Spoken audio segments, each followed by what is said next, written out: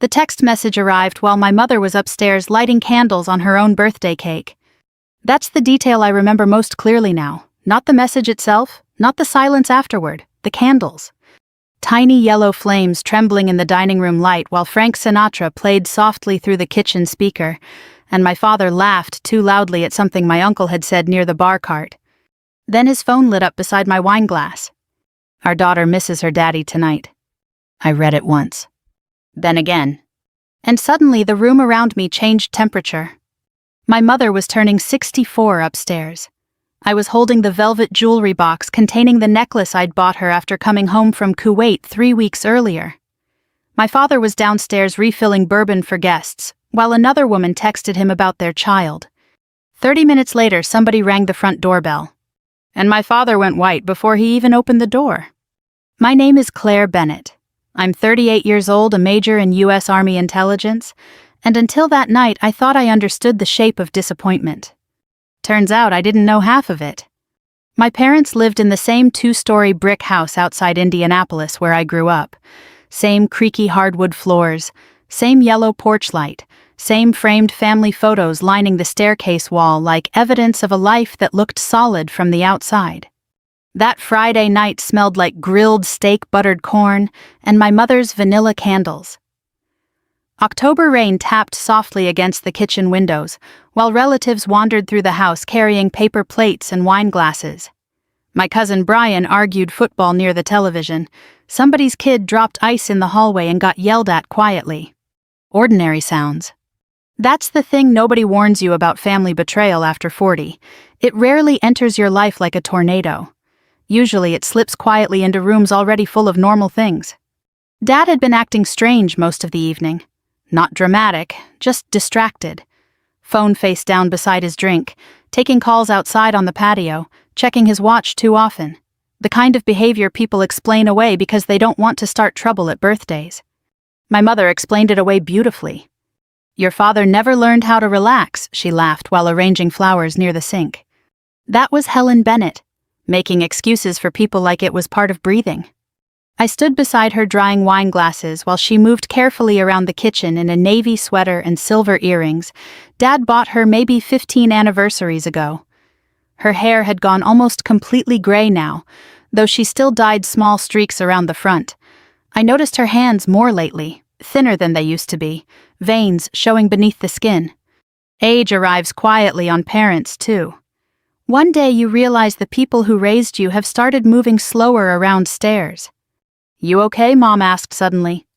I realized I'd been staring into space, holding the same glass for too long. Just tired, I said. She smiled softly. You've always carried stress in your shoulders like your grandfather. Then she squeezed my arm and walked upstairs to check the candles. I watched her disappear toward the second floor while downstairs my father laughed again near the den.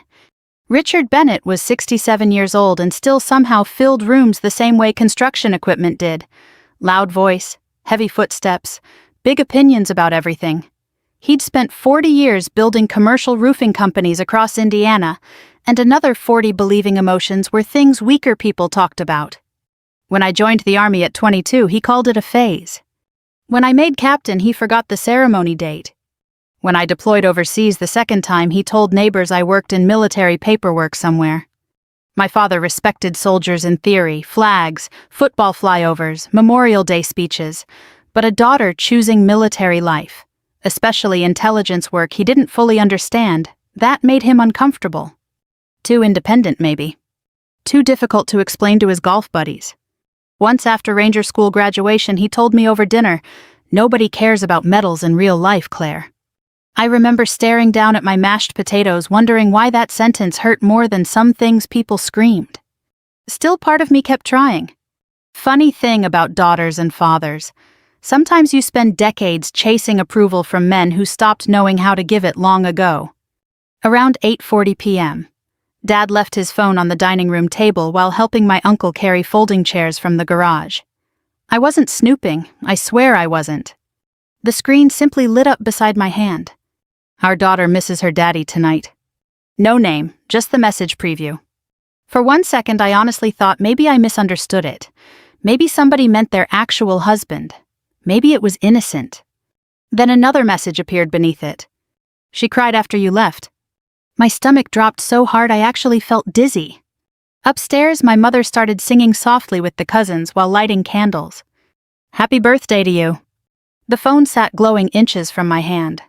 I picked it up before I could talk myself out of it. The sender was listed as Vanessa Cole, Dad's executive assistant. I'd met her once at a company Christmas dinner 2 years earlier, early 30s maybe, blonde, polite, wedding ring. I opened the messages. That was my mistake. Or maybe my salvation. Because innocent conversations don't look like that. There were hundreds. Photos, hotel reservations, inside jokes, complaints about schedules, discussions about school pickups, messages about a little girl named Emma. And scattered everywhere through the thread our daughter. I sat frozen at the dining room table while voices drifted downstairs and birthday candles flickered upstairs. One message made my throat tighten immediately. She keeps asking why Claire gets him on holidays and she doesn't. I stared at that sentence so long the screen dimmed in my hand. Not because Dad cheated. Because somewhere out there existed another little girl competing with me for a father I'd spent my entire life failing to keep. The kitchen smelled faintly like coffee and birthday cake frosting. Rain ticked against the windows. Frank Sinatra kept singing softly through ceiling speakers while my entire understanding of my family rearranged itself in real time. I took screenshots carefully. Every instinct from 20 years in military intelligence suddenly activated at once.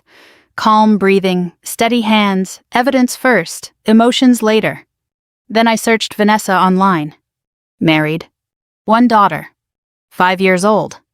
My chest tightened. I found her husband's Facebook profile next.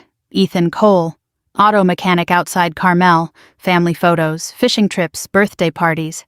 A normal-looking Midwestern life quietly sitting beside destruction he didn't know existed yet. I hesitated almost a full minute. Upstairs, everybody started singing happy birthday. My mother laughed. That sound nearly stopped me. But then I looked back down at the messages again. Our daughter misses her daddy tonight. I sent Ethan the screenshots. No explanation. No dramatic speech. Just you deserve the truth. Then I deleted the notification history, locked Dad's phone, and placed it exactly where he'd left it beside his bourbon glass. A few minutes later, Mom came downstairs smiling while everybody clapped around the cake. Dad wrapped one arm around her shoulders for photos like nothing in the world was wrong. I stood near the dining room doorway holding her necklace box while something cold slowly settled inside my chest. Exactly 30 minutes later, the front doorbell rang. Dad looked toward the hallway automatically. And I watched the color drain from his face before he even touched the doorknob. For a few seconds after the doorbell rang, nobody moved. Not my mother carrying the birthday cake knife. Not my uncle reaching for another bourbon. Not me standing near the dining room archway trying to slow my breathing before my heartbeat gave me away. Only my father moved. And even that movement looked wrong somehow. Too stiff. Too fast. Richard Bennett had spent most of my life carrying himself like a man completely certain of his place in every room. Contractors respected him. Church friends admired him. Restaurant hostesses called him Han. He shook hands hard and spoke loudly and tipped 20% minimum because men like my father believed reputation was something you built brick by brick over decades. But when that second doorbell rang, I watched fear crack through him so quickly it almost didn't seem real. "I'll get it," he said. His voice sounded thinner than usual. Mom looked up from the cake candles. Who on earth is showing up this late? Nobody answered her. Rain tapped softly against the windows while Dad crossed the foyer. His shoes sounded heavy against hardwood floors. I noticed ridiculous details suddenly. The wrinkle in the back of his collar, the slight shake in his right hand, the Sinatra playlist still humming quietly from the kitchen speaker. Ordinary life refusing to pause for disaster. Dad opened the front door. A man stood on the porch wearing a dark Carhartt jacket soaked dark at the shoulders from rain. Mid-40s maybe, broad build, tired eyes. He held several printed screenshots folded tightly in one hand. Ethan Cole.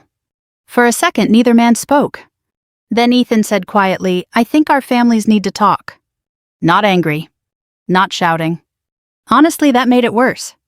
Behind me, somebody in the dining room laughed nervously because people can sense tension before they understand it. Mom stepped into the hallway holding the cake server. "Richard," she asked carefully. Dad didn't answer right away. Ethan looked past him into the house. His eyes landed briefly on me, just for half a second. Long enough for me to know he understood exactly who sent the screenshots. Then he looked toward my mother. And suddenly I hated my father in a way I'd never experienced before. Not because he cheated. Because he allowed this man to walk into our home and destroy a 64th birthday party while my mother still had frosting on her hands. Dad stepped outside quickly, trying to shut the door behind him. Ethan stopped it with one palm. "No," he said softly, "we're not doing this privately anymore." The hallway went silent. Mom looked between them slowly. "Richard, who is this?" Dad's jaw tightened immediately. "Nobody you need to worry about." That sentence told her everything. I watched my mother's expression change in real time. Not dramatic, just a quiet collapse around the eyes. Women married 40 years develop instincts sharper than detectives. Ethan finally spoke directly to her. "My name's Ethan Cole," he said carefully. "My wife works for your husband." Nobody moved. Somewhere in the den, the football game continued quietly on television. Announcers discussing field position while an entire marriage split open 15 feet away. Dad rubbed his forehead aggressively. "This is inappropriate." Ethan gave a short laugh without humor. "You had an affair with my wife for 3 years, Richard." The room seemed to physically lose sound. My aunt slowly set her wine glass down on the kitchen island. My cousin stared at the floor immediately. Mom looked at Dad like she no longer recognized the shape of his face. 3 years. Dad started talking fast after that. Defensive, angry, the way guilty men often do when panic outruns strategy. "It's over. It wasn't serious. You shouldn't have come here." Ethan just listened quietly. That calmness unsettled everyone more than yelling would have. Finally, he unfolded the screenshots and handed them directly to my mother. I'll never forget the way her hands trembled holding those papers. Not violently. Just tiny movements. Like cold weather. Mom read silently for maybe 10 seconds before sitting down abruptly on the staircase. "No tears yet. That part comes later sometimes." Dad noticed me standing near the dining room doorway then. Really noticed me. His eyes narrowed slightly. "How did he get those?" I said nothing. Military training teaches you silence can become a weapon if you use it carefully. Ethan answered for me anyway. "Does it matter?" Dad ignored him completely. "Claire." Still nothing. Upstairs, one of the candles finally burned itself out beside the untouched birthday cake. Tiny thread of smoke curling toward the ceiling. Mom spoke so quietly I barely heard her. "You have another child." That question changed the room. Even Dad looked shaken hearing it spoken aloud. Ethan looked toward my mother slowly. "We don't know for certain," he admitted. "But my daughter Emma is 5, and your husband's been paying tuition at her private school for almost 2 years. Mom closed her eyes. My father immediately snapped, "That's not what this is." "Then what is it?" Ethan asked. No answer. Rainwater dripped softly from Ethan's jacket onto the entryway rug. Somewhere upstairs a toilet flushed. Ordinary house sounds continuing around emotional collapse. I suddenly understood why betrayal feels so disorienting after middle age. Because everything around it stays normal. The refrigerator still hums. The dishwasher still runs. People still need ice refills and paper towels while their entire lives quietly rearrange themselves. Dad tried pulling Mom into the kitchen to talk privately. She moved away from him immediately. That hurt him, I saw it. Not enough to stop years ago, apparently, but enough now. Family members started disappearing carefully after that. Quiet Midwest retreat behavior, coats collected silently, half-finished drinks abandoned on countertops, nobody wanting front-row seats to another couple's humiliation. Within 20 minutes, the house felt strangely empty. Just me, Mom, Dad, Ethan, and 40 years of marriage bleeding quietly into hardwood floors. Eventually, Ethan and I ended up alone in the kitchen while Dad argued softly with Mom upstairs behind their bedroom door. The kitchen smelled like extinguished birthday candles and cold coffee now. Rain streaked the dark backyard windows. I leaned against the counter, staring at the sink while Ethan stood near the table rubbing exhaustion across his face. "I almost didn't come," he admitted finally. I nodded once. "I know." My daughter's asleep at her grandmother's tonight. His voice tightened slightly. She still thinks Richard's some family friend from work. That sentence landed hard. Ethan laughed bitterly under his breath. Hell of a thing, isn't it? You work 60 hours a week trying to build a decent life and suddenly some guy from corporate's halfway inside your marriage. I looked at him then. He wasn't weak. That mattered somehow. Just tired. Deeply tired. I understood that exhaustion immediately. People think military work prepares you for emotional situations, I said quietly. It doesn't. Ethan gave the smallest nod. Upstairs I heard muffled voices through the floorboards. My father talking louder now, my mother crying softly. That sound hit me harder than I expected. Because growing up my mother protected everybody. Birthdays, Christmases, illnesses.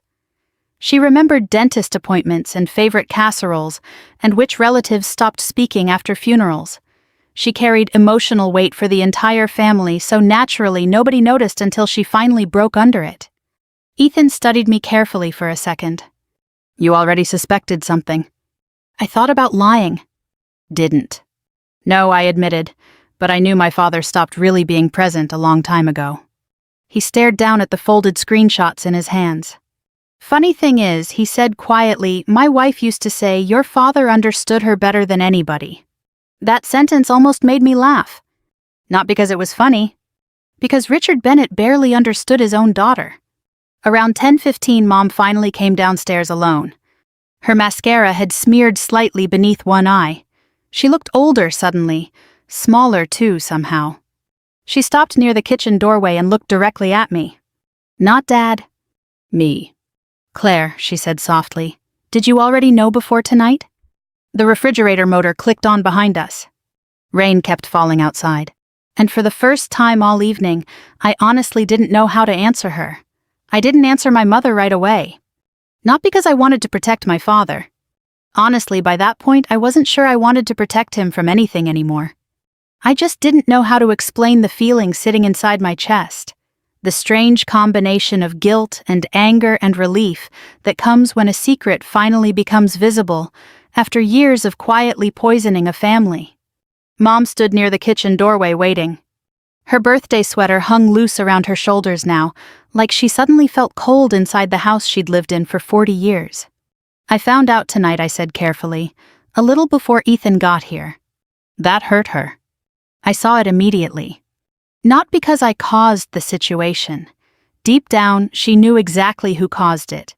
But because daughters are still children to their mothers sometimes, even at 38, and realizing your child carried something painful alone for 30 minutes can somehow feel unbearable. Mom nodded once slowly. Then she asked the question I think terrified her most. How long? Neither Ethan nor I answered immediately. Finally, Ethan spoke quietly from the kitchen table. 3 years that I know about. Mom closed her eyes again. Upstairs, I heard my father pacing heavily across the bedroom floor. He wasn't crying. That detail mattered to me more than it should have. I don't know why exactly. Maybe because part of me still wanted evidence that destroying 2 families hurt him as deeply as it hurt everyone else. But Richard Bennett came from a generation of men who turned emotion into irritation before it ever reached the surface. Anger was acceptable. Sadness wasn't. Mom sat carefully at the kitchen table across from Ethan. The birthday cake still sat untouched on the island beside melted candles and paper plates smeared with frosting. Somebody had left half a glass of Pinot Noir near the sink. The dishwasher hummed softly in the background while rain tapped against the dark windows over the backyard. Ordinary house sounds. Everything still felt painfully ordinary. That was the strangest part. The world didn't explode after betrayal. It just kept moving around it. Mom folded her hands together slowly. I think part of me knew she admitted finally. Nobody spoke. She stared down at the table while continuing quietly. Not specifically. Not another child. But... She exhaled shakily. Women know when somebody leaves emotionally before they leave physically. That sentence settled heavily over the kitchen. Ethan leaned back in his chair exhausted. I used to think I was imagining things he admitted. Vanessa guarding her phone, staying late at work, picking fights for no reason. He rubbed both hands across his face. Eventually you start wondering if you're becoming paranoid. Mom nodded immediately. I asked Richard once last spring if there was someone else. She gave a small, humorless laugh. He told me I watched too many crime shows. I looked toward the staircase. My father still hadn't come downstairs. Cowardice changes shape with age too, I guess. Around midnight, Ethan finally left. He stood near the front door, awkwardly holding his wet jacket, while my mother thanked him for telling the truth. That nearly broke me. Not the affair. Not the lies. My mother apologizing to another betrayed spouse on her own birthday. Ethan paused before leaving and looked toward me. For what it's worth, he said quietly, I don't think this is your fault. I almost laughed at that. Because daughters spend their whole lives believing family fractures somehow belong to them. After he left, the house felt cavernous. Too quiet. Football commentators murmured softly from the forgotten television in the den while rainwater dripped steadily outside the gutters. Mom started collecting empty plates automatically like muscle memory had taken over. I helped without speaking. That's another thing people don't understand about emotional devastation at our age. Even while your heart feels shredded open, somebody still has to wrap leftover cake and rinse wine glasses. Around 12:30 a.m., my father finally came downstairs. He looked furious, not ashamed. Furious. Unbelievable, he muttered while grabbing his bourbon glass from the counter. Mom stared at him carefully.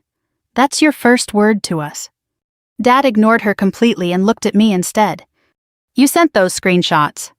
Not a question. I folded my arms slowly. Yes. His jaw tightened hard enough I saw the muscle jump near his temple. You had no right involving yourself in my marriage. That sentence physically stunned me. Not because it was cruel. Because even now, standing inside the wreckage he created, my father still somehow viewed himself as the injured party. Mom actually laughed softly then. A small broken sound. Your marriage, she repeated quietly. Dad rubbed his forehead aggressively. Helen. No. Her voice sharpened suddenly in a way I rarely heard growing up. You don't get to manage this conversation anymore. Silence filled the kitchen. I watched my father carefully then, the same way I used to study nervous sources during intelligence briefings overseas. Tiny physical tells revealing emotional pressure underneath control, rapid blinking, tight shoulders, defensive posture. For the first time in my life, Richard Bennett looked old to me. Not powerful. Not intimidating. Just old and cornered. Mom sat down slowly at the kitchen table again. Is the child yours? Dad looked away immediately. That answer was enough. My stomach turned. Mom covered her mouth with one hand. I realized suddenly that she wasn't just mourning an affair. She was mourning decades, vacations, holidays, retirement plans, the version of her own life she thought existed. Dad finally sat across from us heavily. It wasn't supposed to happen like this. That sentence almost made me angry enough to leave the room. Because betrayal always sounds accidental when guilty people explain it afterward. Like infidelity simply arrived one afternoon like weather. Mom stared at him. How exactly was it supposed to happen? No answer. I stood and walked toward the sink because suddenly I couldn't breathe properly inside that kitchen anymore. Outside rain blurred the backyard lights into watery yellow smears. My old army duffel bag still sat near the mudroom doorway from when I'd arrived home on leave weeks earlier. Funny how life overlaps itself. Military deployments. Birthday dinners. Affairs. Divorce. All sitting together inside one ordinary suburban house. Behind me, Mom asked quietly, "Did you love her?" Dad hesitated too long. That hurt more than if he'd simply said yes. Finally, he answered softly, "I cared about her." Mom nodded once like she expected exactly that answer. Then she asked the question none of us were prepared for. What about Claire? The kitchen went completely silent. I turned slowly from the sink. Mom looked directly at Dad now, eyes red but steady. You spent our daughter's entire life acting emotionally unavailable, she said quietly. Meanwhile, you were out there playing father somewhere else. Dad looked genuinely uncomfortable for the first time all night. Don't do that. Do what? Turn this into something about Claire. I laughed once under my breath before I could stop myself. Because that was the whole problem, wasn't it? Everything always became not about Claire. My graduations. Deployments. Birthdays. Promotions. Dad missed my Ranger School ceremony because he had work. Missed my Pentagon Award dinner because nobody likes those events anyway. But apparently he found time for another little girl's ballet recitals. I knew that before he admitted it. Military intelligence teaches you patterns. After Dad finally went upstairs around 1:15, Mom fell asleep briefly on the living room couch beneath a throw blanket while late-night infomercials flickered silently across the television. I couldn't sleep. So I did what intelligence officers do when emotions become unbearable. I investigated. Dad's home office still smelled faintly like cedar and printer toner.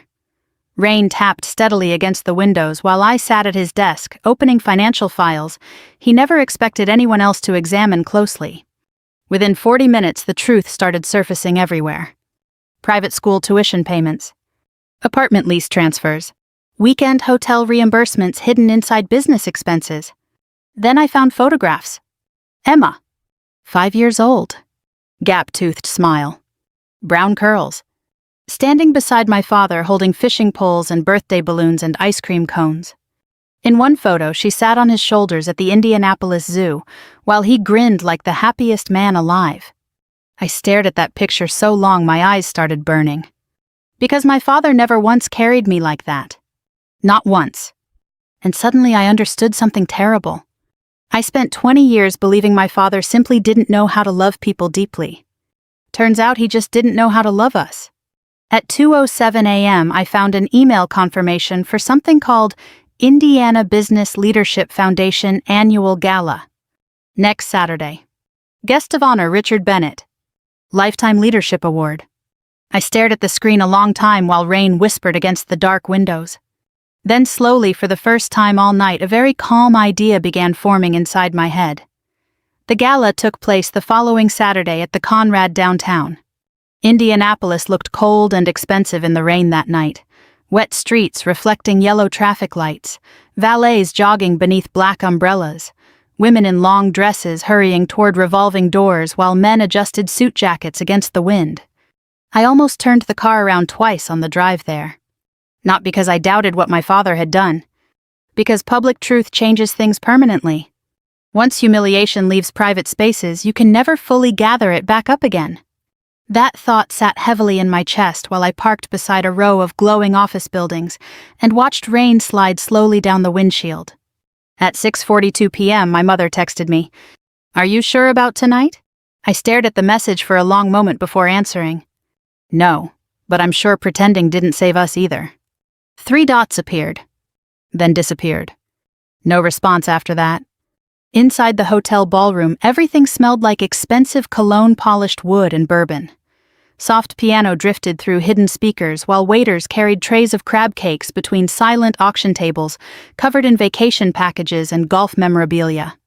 The kind of Midwest charity event where wealthy men congratulated each other for donating portions of money they'd made, exploiting people less wealthy than themselves. My father loved events like that. Image mattered deeply to Richard Bennett. Maybe more than family ever did. I arrived wearing full army dress blues. Not for intimidation. Honestly, part of me almost wore civilian clothes instead because military uniforms make people stare, and after 20 years in service I'd grown tired of strangers thanking me for things they didn't actually understand. But in the end I wore them anyway. Not for revenge. For clarity. The daughter my father dismissed most of her life deserved to walk into that ballroom standing fully as herself. Nothing hidden. The elevator doors opened onto the second-floor ballroom lobby around 7:15. Conversations softened immediately when people noticed the uniform. A retired veteran near registration nodded respectfully. Somebody near the bar whispered, "Army Major, I think." I ignored it. Military life teaches you how to move through rooms without absorbing everybody's attention. Dad spotted me almost immediately. His face tightened the second our eyes met. He stood near the center tables laughing with local business owners beneath a massive banner reading Indiana Leadership Foundation. Lifetime Leadership Award. I almost laughed seeing it. Leadership. What a strange word sometimes. Mom arrived 15 minutes later wearing a dark blue dress and silver earrings. She looked beautiful in the way women sometimes do after surviving something painful. fragile but sharper somehow, more awake. Dad walked toward her immediately. "You came," he said quietly. Mom adjusted her purse strap carefully. "It seemed important to you." The sadness in that sentence nearly flattened him. Or maybe that was wishful thinking on my part. Across the ballroom I noticed Ethan standing near the silent auction tables wearing a charcoal suit that fit awkwardly around the shoulders like he didn't wear formal clothes often. He looked exhausted. When our eyes met, he nodded once. Then I saw Vanessa. She stood near the back wall beside the hotel bar wearing a black dress and clutching a wine glass too tightly. Younger than my mother by at least 30 years. Pretty in a tired sort of way, not glamorous, just strained. And suddenly the situation felt less simple than my anger wanted it to. Because affairs destroy everyone involved eventually. Even the people who believed they were choosing love. Dad noticed her at the same moment I did. Panic flashed briefly across his face. That told me immediately he didn't expect her to come. Interesting. The ballroom lights dimmed slightly around 8 o'clock as the award presentations began. People settled into seats. Silverware clinked softly against china, while speakers thanked donors and veterans and local sponsors. Dad sat beside my mother at the front table. The distance between them felt enormous, despite barely 6 inches separating their chairs. I watched him carefully throughout dinner. Sweat near his collar. Constant water drinking. Forced laughter. A man slowly realizing control had already left his hands. The foundation director finally stepped onto the stage around 8:45. And now she announced warmly, "We honor a man whose leadership and commitment to family values helped shape businesses and communities across Indiana for over 40 years.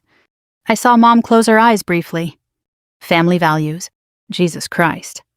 Polite applause filled the ballroom while Dad walked toward the stage, smiling stiffly beneath golden lights. Then everything started unraveling quietly. Not dramatically. That's important. Real reputations rarely explode all at once. Usually they crack slowly beneath silence. Halfway through Dad's acceptance speech, I noticed movement near the ballroom entrance. 2 board members speaking urgently with someone from the foundation. Ethan standing nearby holding a large manila envelope. Vanessa looked terrified now. Dad kept speaking into the microphone. Leadership means integrity. I actually looked away after that. Couldn't do it anymore. The room shifted subtly within minutes, whispers spreading table to table, confused expressions, phones appearing beneath linen napkins. One of the foundation directors approached the stage looking visibly shaken. Dad noticed immediately. His voice faltered slightly. Then Ethan moved. Not aggressively, not emotionally, just calmly. He walked directly toward the stage stairs, carrying the envelope. The ballroom grew quieter. My father stared at him in complete disbelief. "Sir," one board member whispered urgently to Dad near the microphone, "maybe we should." Too late. Vanessa suddenly stood from the back table. "I'm sorry," she said. Not loudly, but loud enough. The entire ballroom froze. She looked toward my mother first, tears already sliding down her face. Then toward Ethan. Then finally my father. I can't keep lying anymore. Nobody moved. Not waiters. Not donors. Not the piano player near the cocktail lounge. The silence felt enormous. Dad stepped down from the podium immediately. "Vanessa." "No," she said shakily, "no more." Ethan handed the envelope calmly to one of the foundation executives. Inside, financial records, hotel receipts, school payments, messages, everything. I watched realization spread slowly across faces around the ballroom. Not scandal excitement. Disappointment. That felt heavier somehow. My father turned toward me then. Really turned toward me. And instantly understood. He walked across the ballroom so fast several guests stepped aside automatically. "Was this your idea?" he demanded quietly. I met his eyes evenly. "Truth wasn't my idea, Dad." His face darkened immediately. "You wanted to humiliate me." "No," I said calmly. "I wanted you to stop humiliating everyone else." That landed harder than yelling would have. People nearby pretended not to listen while listening to every word. Dad lowered his voice further. "You have no understanding of what marriages become after 40 years. I almost laughed. "Neither do you, apparently." His jaw tightened violently. Then finally, after decades of emotional distance and criticism and disappointment, the thing inside me broke loose. Not loudly. Just honestly. "You spent my entire life acting embarrassed of me," I said quietly. "Every promotion, every deployment, every achievement." My throat tightened despite myself. "Meanwhile, you were out building another daughter somewhere else." Dad actually flinched. First genuine reaction all night. Around us, conversations had nearly stopped completely. He rubbed both hands across his face, suddenly looking every bit of 67 years old. "I made mistakes," he muttered. And there it was. The sentence guilty people love most. Mistakes. Like betrayal slips accidentally into calendars beside dentist appointments and oil changes. I shook my head slowly. "No," I said, "you made choices for years." That sentence finally shut him up. Behind him, hotel staff quietly approached the stage while foundation executives whispered near the podium. One donor couple gathered their coats immediately. Vanessa cried silently near the ballroom wall while Ethan stood beside her, looking more tired than angry. My mother remained seated through all of it. That image still stays with me sometimes. Helen Bennett sitting alone beneath crystal chandeliers while the life she spent 40 years protecting collapsed quietly around her. Dad looked toward her then. For one second I honestly thought he might walk over and apologize. Instead he said something that permanently changed the way I saw him. "She's replaceable," he muttered bitterly, glancing toward Vanessa. None of this was worth blowing up families over. Vanessa looked like he slapped her. Even Dad realized immediately how terrible it sounded. But it was too late. Because suddenly I understood something clearly. My father didn't destroy people because he loved too deeply. He destroyed them because he viewed people as manageable parts of his own life. Employees. Wives. Daughters. Replaceable. And weirdly enough, that realization freed me. Hotel security managers arrived a few minutes later after foundation directors quietly requested assistance resolving a private issue. Again, no screaming. No dramatic escort. Just soft professional voices guiding my father toward the lobby while guests avoided eye contact. Before leaving, Dad stopped beside me one final time. Rain streaked the tall ballroom windows behind him while soft piano music awkwardly resumed somewhere near the bar. "You think this makes you better than me?" he asked quietly. I looked at him for a long time before answering. "No," I said honestly. "I think it finally makes me stop needing you." That hurt him. I saw it. Then he walked away alone. A year later, my mother's kitchen sounded different. Quieter. Not empty exactly, just rearranged. The old grandfather clock still ticked beside the dining room archway. Coffee still brewed around 6 every morning. Rain still tapped softly against the windows during Indiana spring storms. But the tension that used to sit invisibly inside those walls like trapped smoke had finally begun fading. Funny thing about truth. It destroys things. But sometimes it also lets people breathe again. Mom sold the big house that February. Not because she had to financially. Dad offered a generous settlement during the divorce, probably hoping money might soften guilt. But after 40 years inside those rooms, she said every hallway felt haunted by versions of herself she no longer recognized. So she bought a smaller one-story place 20 minutes north near Geist Reservoir. White shutters, tiny backyard, a kitchen just big enough for 2 people to stand comfortably without bumping elbows. I helped her move on a gray Saturday morning while old country music played softly from her radio and cardboard boxes crowded every room. At one point, she stood holding a stack of framed family photos and laughed quietly to herself. What I asked. Mom smiled sadly. "You spent decades believing houses hold families together." She looked around the empty living room. Turns out people do that part, or they don't. That sentence stayed with me a while. By then, I'd officially retired from active army service after 20 years. Not because of my father. At least not entirely. Truth was somewhere between Kuwait and intelligence briefings and failed relationships, and that ballroom downtown exhaustion finally caught me. The kind that sleep doesn't fix anymore. So I stayed in Indiana. Bought a small townhouse 10 minutes from Mom's place.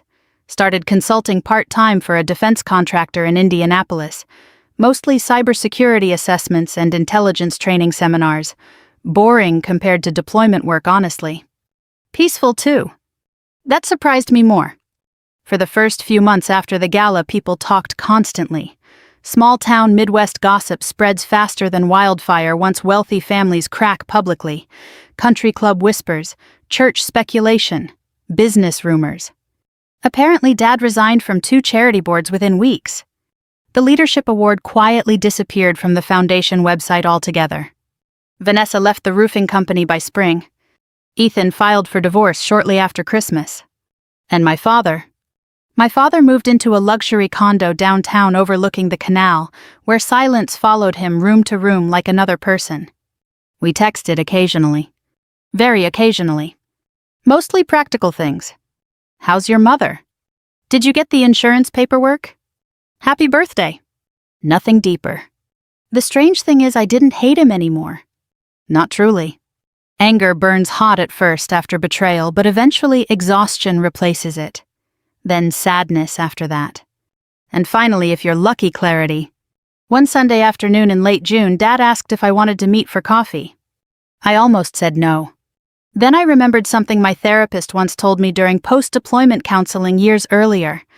Avoidance and peace are not the same thing. So I went. He looked older immediately. That happens quickly after public shame, I think. Men like my father spend entire lives building identities around respect and control. Once both disappear, age catches up fast. We sat inside a small coffee shop overlooking the water while ceiling fans hummed softly overhead and college kids typed on laptops nearby. Dad stirred cream into his coffee for almost 30 seconds before finally speaking. "I hear your mother's gardening again." I nodded, tomatoes mostly. He smiled faintly at that. Mom always loved gardening. Growing up, she used to kneel for hours in old jeans planting flowers while Dad complained about dirt getting tracked through the garage. Funny what memories survive divorce. For a while, we just sat there listening to espresso machines hiss behind the counter. Then Dad finally said it. "I know I failed you." Simple sentence. No excuses attached this time. That mattered. I looked out toward the canal for several seconds before answering. "You didn't fail me all at once." His face tightened slightly. "I know. And honestly, that was enough. Not forgiveness exactly, but truth. Real truth. The kind that arrives late and ugly and human." Dad started seeing Emma regularly after the divorce. I know that because Mom told me quietly one afternoon while we folded laundry together. "You okay with that?" I asked carefully. Mom thought about it a long moment. "That little girl didn't do anything wrong," she said softly. There it was again. Helen Bennett somehow remaining kinder than everybody who hurt her. A few weeks after that, I actually met Emma accidentally at a park near Geist. Dad introduced us awkwardly while the little girl held melting ice cream in both hands and stared up at my army tattoos with fascination. "You were a soldier?" she asked. I smiled slightly, something like that. Dad watched us carefully the entire conversation like he expected anger to explode out of nowhere. But strangely it didn't. Because standing there beside playground swings and screaming children and summer heat, I realized something important. Emma wasn't proof my father loved me less. She was proof he could have loved me better. There's a difference. And weirdly enough, understanding that finally loosened something painful inside me. That fall, Mom celebrated her 65th birthday in the new house. Smaller dinner. Just close family. No grand speeches. No expensive decorations. I grilled steaks outside while old Motown songs played softly through kitchen speakers. Mom laughed with my aunt over wine glasses while rain drifted gently against the patio screens. At one point, she stood beside me frosting her own birthday cake because she refused to let anybody else ruin the edges. I watched her quietly for a second. She looked lighter. Still wounded sometimes, yes. But lighter. Mom noticed me staring and smiled. "What?" I shook my head. Nothing. Then after a moment I added quietly, "You seem happy again." She thought about that carefully before answering. Not happy the same way she admitted, but peaceful maybe. Peaceful maybe. I understood exactly what she meant. Later that night, after everybody left, Mom and I sat together in the kitchen drinking coffee while rain tapped softly against the windows. Same sound as that birthday a year earlier. Completely different life. Mom stirred cream slowly into her mug before asking the question I think she'd carried silently for months. Do you hate your father? I looked down at the steam rising from my coffee. Thought about ballroom lights, army promotions, missed graduations, affairs, secrets, little girls needing fathers, and all the years I spent trying to become impressive enough for one emotionally unavailable man to finally see me clearly. Then I answered honestly. No, I said quietly, but I finally stopped needing him to become someone he never was. Mom nodded slowly like that answer gave her peace too. Outside rain whispered across the dark backyard while warm kitchen light reflected softly against the windows. And for the first time in a very long time, the silence inside our family no longer felt heavy. It just felt quiet. If you've ever loved someone who disappointed you deeply, especially a parent, then you probably understand how complicated healing becomes later in life. Sometimes closure doesn't arrive through revenge or screaming or dramatic endings. Sometimes it arrives quietly one ordinary evening when you realize another person's failure no longer defines your worth. If this story stayed with you tonight, I'd truly love to hear where you're watching from and what part touched you most. And if you enjoy stories about family resilience, heartbreak, and healing later in life, make sure you subscribe so you don't miss the next one. There are so many more stories still waiting to be told.